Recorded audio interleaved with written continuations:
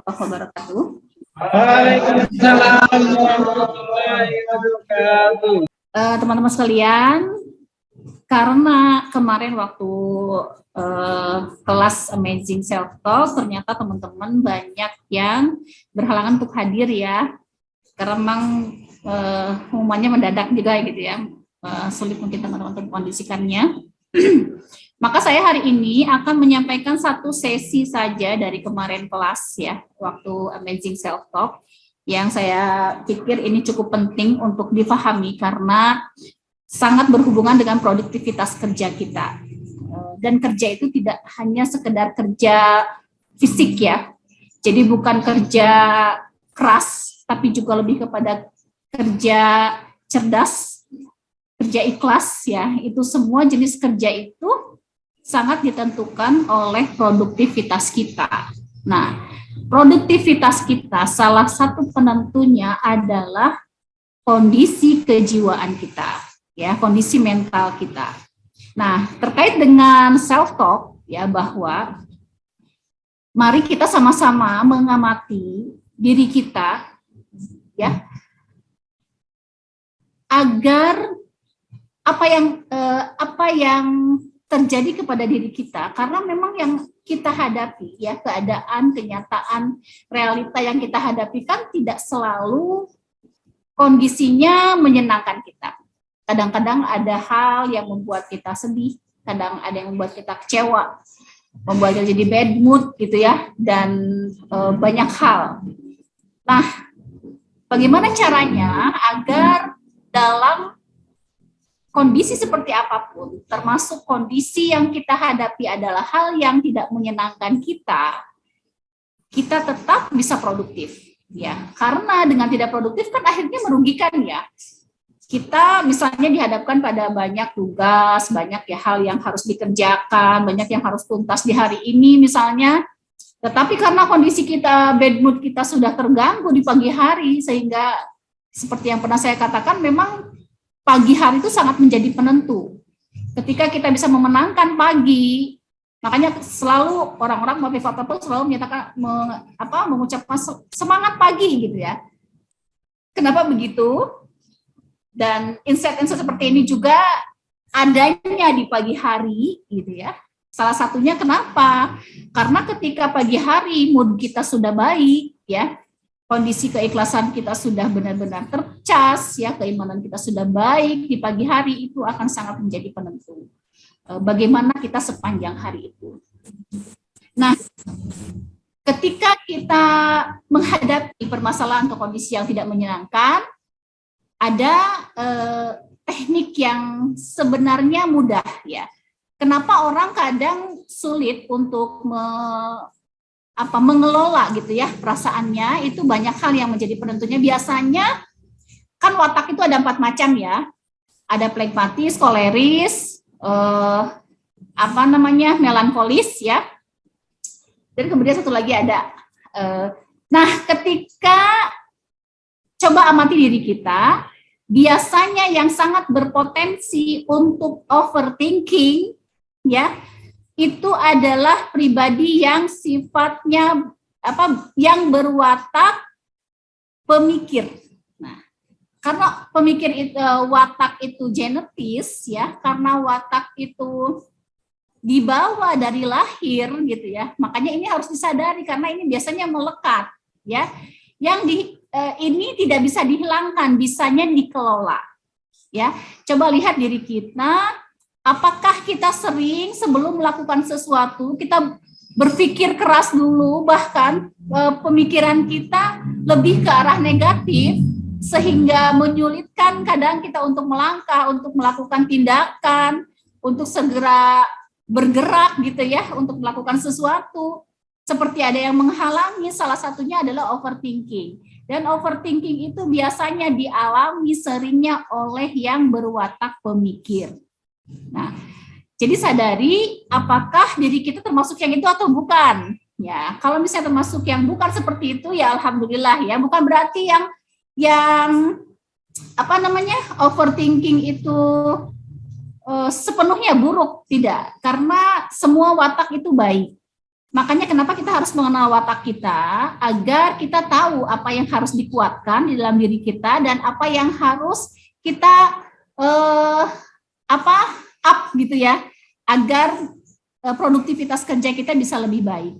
Nah, sekarang ketika kita menghadapi suatu permasalahan yang sifatnya ringan tapi cukup mengganggu ya, kita bisa melakukan seperti self healing gitu ya, untuk melakukan terapi kecil kepada diri kita yang cukup sederhana.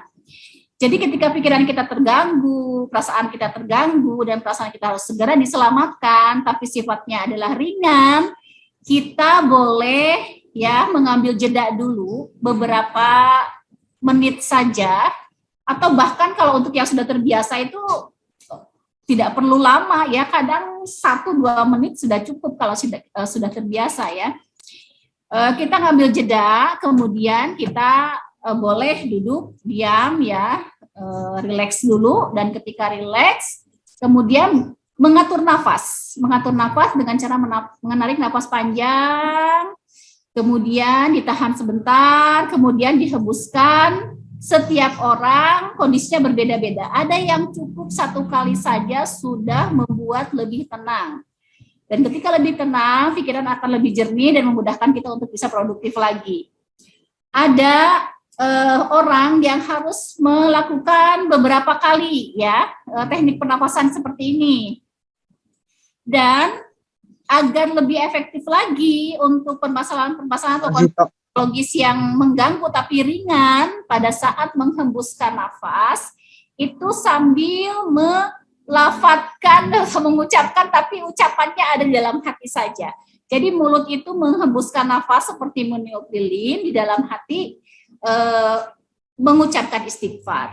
Nah, ya kita beruntung ya menjadi orang Islam, di mana Islam sudah menuntun kita semua untuk memperbaiki atau mengkondisikan hati kita menjadi lebih baik itu dengan ucapan istighfar. Karena memang ucapan istighfar yang berulang-ulang, apalagi istighfar yang mindful gitu ya, seluruh elemen dalam diri kita diajak untuk beristighfar, pikiran kita, perasaan kita, hati kita, insya Allah itu akan memudahkan untuk terbukanya ya jalan kemudahan. Kemudian bisa mengkondisikan kita itu bisa meng-cancel hal-hal yang buruk, energi yang buruk dalam diri kita, sehingga yang munculnya adalah yang baik-baik saja. Kemudian juga dengan istighfar itu segala sesuatu yang tadinya tidak menyenangkan ya, oleh Allah akan diangkat ya, oleh Allah akan diangkat, kemudian akhirnya kita memandang atau sudut pandang kita menjadi lebih positif.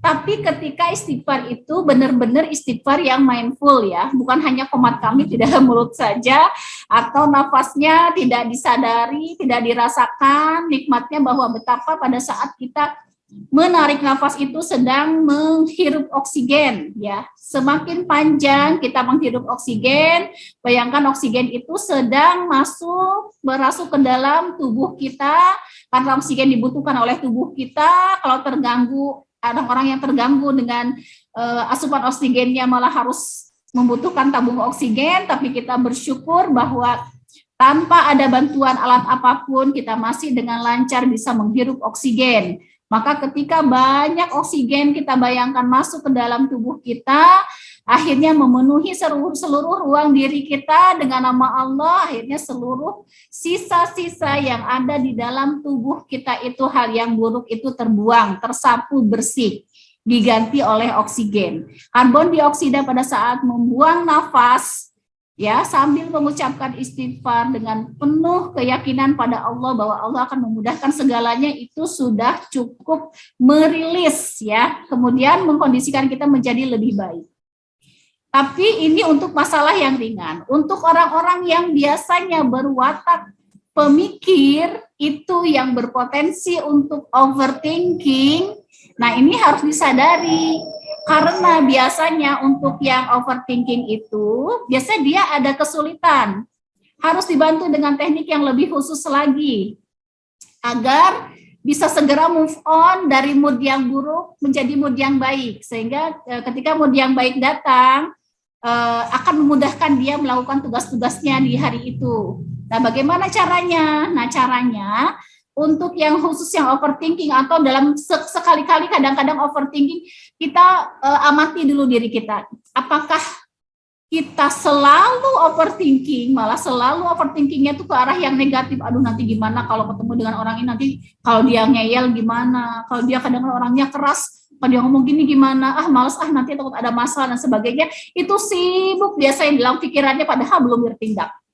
Nah, itu sangat menjadi penghalang sebenarnya, sangat menjadi, bahkan menjadi untuk orang yang sudah kondisinya intensitasnya berat, itu malah bisa jadi penjara gitu loh. Penjara pikiran itu malah benar-benar menjadi penghalang dia untuk produktif gitu ya. Nah, ketika suatu waktu misalnya teman-teman atau siapapun ada orang lain mungkin dalam kondisi ini, teman-teman bisa memberitahu ya sama orang lain. Nah, ketika di dalam kondisi overthinking yang sangat mengganggu dan intensitasnya sangat berat sehingga itu sangat mengganggu produktivitas gitu ya, itu harus ada dialog dengan diri sendiri ya. Bagaimana dialognya? Jadi dialognya itu adalah dialog-dialog sederhana yang dengan isi dialog itu, ikuti saja dialog itu dengan diri sendiri, nanti akan terilis sendiri. Caranya seperti apa? Misalnya saya berbicara dengan diri saya sendiri ketika sedang tidak nyaman, karena kita sendiri yang merasakan ya. Kita sendiri yang merasakan pada saat kita sedang tidak nyaman. Kadang kita bicara sama orang lain pun belum tentu orang lain secara sepenuhnya mengerti perasaan kita. Ya, kadang orang lain juga kita khawatir orang lainnya nggak amanah. Jadi yang paling mudah adalah kita dialog dengan diri sendiri. Ya, termasuk di dalamnya adalah ilmu self talk itu ya.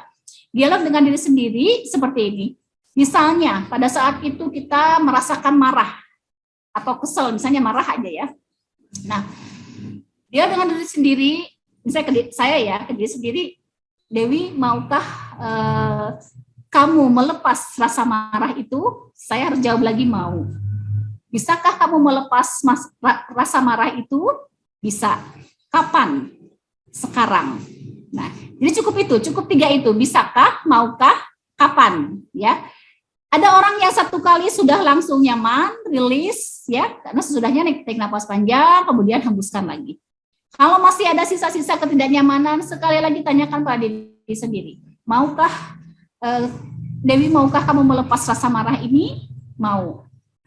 Bisakah kamu melepas rasa marah ini? Bisa. Kapan? Sekarang. Maka karena segala apa yang kita ucapkan itu sifatnya satu sistem di dalam tubuh kita ini, jadi berjalan melalui sistem saraf kita, maka kata-kata yang kita ucapkan atau dialog dengan diri sendiri itu akan terus berjalan ke seluruh tubuh kita, sehingga pikiran dan perasaan kita ikut terkondisi menjadi lebih baik. Nah, ini kelihatannya mungkin sepele ya, tapi teman-teman bisa merasakannya. Kenapa bisa automatically ya, bisa saat itu juga menjadi lebih nyaman, ya karena kembali lagi ke diri kita itu kerjanya satu sistem. Jadi ketika satu sistem terganggu, maka akan terganggu seluruh tubuh kita, seluruh elemen diri kita.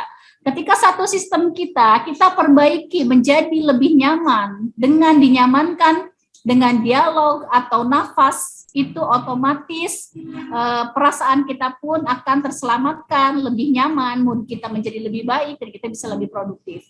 Nah, itu bisa yang seperti tadi, bisa juga ya dengan kata-kata yang pernah saya ajarkan dulu, ya, yang misalnya ada rasa marah, ya kita melipir dulu gitu, melipir dulu sebentar saja, gitu, melipir dulu sebentar. Kalau sedang perlu untuk pamit, mungkin pamit karena mungkin sedang ada pembicaraan yang penting, boleh pamit dulu, melipir sebentar saja, 5 menit saja gitu. Kita boleh kemana, ke kamar mandi lah, atau kemana gitu ya. Tapi karena kalau ada ucapan Allah, lebih baik tidak di kamar mandi ya. Misalnya ya kalau ada rasa marah, ya Allah, walaupun aku saat ini merasakan marah, karena, harus ada karenanya. Kenapa? Karena segala sesuatu yang spesifik akan tertangkap oleh bawah sadar dan akan memudahkan bawah sadar untuk melepasnya. Ya misalnya marah itu karena apa? Misalnya karena temanku mengatakan kata-kata yang kasar misalnya gitu. Ya Allah, walaupun saat ini aku merasakan marah karena temanku mengatakan yang kasar, kata-kata kasar, aku terima semua rasa marah ini ya Allah, aku ikhlas ya Allah, aku ridho ya Allah, dan aku pasrahkan ketenangan hatiku sepenuhnya saat ini juga hanya kepadamu ya Allah. Jadi seperti itu ya. Jadi ketiga teknik itu kita lihat dulu. Yang pertama tadi untuk nafas itu adalah untuk gangguan yang ringan, ya, yang tidak cukup intensitasnya nggak terlalu berat. Yang kedua tadi yang agak berat gitu ya, harus ada dialog. Dan yang ketiga dialog itu karena level intensitasnya lebih tinggi, maka kita harus naikkan lagi levelnya. Kita harus langsung connecting dengan Allah gitu ya, langsung connecting dengan Allah yang menggenggam hidup kita, yang kita yakini kalau saat ini Allah mengizinkan kita untuk menjadi tenang dan bisa berproduktif dengan baik di hari ini, maka itu yang akan terjadi, karena nggak ada yang mustahil buat Allah. Tinggal kun saja, tinggal kita harus yakini saja, karena apa yang terjadi dalam diri kita, dalam kehidupan kita, berawal dari bagaimana cara pandang kita akan menjadikan seperti apa realita atau nasib kita pada akhirnya. Apakah nasib kita di hari ini adalah dilalui dengan kebahagiaan, apa dilalui dengan penuh penderitaan, atau dilalui dengan rasa kesel, rasa penggel sama siapa gitu ya, apa hari ini dengan sesuatu yang menyenangkan. Nah, yang memutuskan untuk menyenangkan atau tidak itu ada bukan orang lain. Ya, karena yang tahu perasaan kita hanya diri kita sendiri, maka kita sendiri yang hidup kita adalah tanggung jawab kita. Yang membuat keputusan untuk kita bahagia atau menderita adalah kita sendiri. Ya, ya mungkin seperti itu untuk hari ini. Ya, mudah-mudahan apa yang saya tuntunkan tadi, ya, itu memang kelihatannya sederhana, tapi benar-benar itu akan sangat membantu. Terutama sekali lagi untuk orang yang sering overthinking ya. Di sini apa ada yang suka overthinking? Yang suka husnuzon dulu sebelum ada kejadian datang, sudah berpikir dulu, aduh ini kayaknya bakal gini deh. Wah, ini kayaknya bakal susah nih kalau ketemu sama orang itu misalnya. Aduh nanti malas ya harus mengerjakan ini dan sebagainya. Yang keluar dari kata-kata kita lebih ke arah komplain atau ke arah keluhan dulu. Padahal komplain dan keluhan itu sebelum terjadi kejadiannya, itu sudah memberi energi buruk dulu, sudah jalan di sistem saraf kita, sudah membuat kita menjadi melemahkan. Padahal seperti itu. Sepakat nggak teman-teman? Mengalami nggak kayak gitu? Nah, kalau mengalami dan ternyata sangat mengganggu kan, nggak enak banget kan sebenarnya kalau kata-kata kita membuat melemahkan diri kita sendiri, maka segera cancel. Maka pesan kalau sudah di cancel kemudian langsung berubah menjadi kata-kata yang positif, maka yang direspon oleh tubuh kita itu akhirnya yang positif, walaupun di awal tanpa sadar gitu ya ada spontanitas keluhan atau suuzon gitu ya terhadap Allah, terhadap diri sendiri, terhadap orang lain. Ketika itu kita tahu salah, maka langsung segera cancel, langsung rubah kata-kata kita, langsung rubah cara pandang kita, pemikiran kita, maka rasakan saat itu juga tubuh kita dan mood kita menjadi lebih baik. Kita lebih merasakan lebih nyaman, akhirnya produktivitas kerja kita menjadi lebih baik lagi. Mungkin saat hari ini begitu ya teman-teman yang saya sampaikan. Mudah-mudahan bisa dipraktekkan dan mudah-mudahan bisa membantu di waktu-waktu tertentu yang saat kita butuhkan untuk karena memang ya sebenarnya pada kondisi apapun pengennya kan mood kita selalu baik terus gitu ya. Karena tertangkap loh dari wajah mahal dengan wajah murah itu beda loh. Kalau wajah mahal itu selalu terlihat optimis, tersenyum, memberikan energi dan pancaran yang baik, itu namanya wajah mahal. Kalau wajah murah biasanya murung-murung, cemberut, wajahnya nggak enak dilihat, dan ketika orang melihat jadi aduh males deh gitu, melemahkan. Siapa kira-kira wajah mahal ya di sini ya? Coba lihat. Saya. Yang wajahnya mahal. Yang wajah murah tolong segera dia dimahalkan ya wajahnya ya. biar memberikan energi yang positif kepada sekelilingnya, bahkan bisa menetralisir yang negatif-negatif. Baik, mungkin seperti itu ya. Semoga bermanfaat. Walau alam, walafu minkum. Wassalamualaikum warahmatullahi wabarakatuh.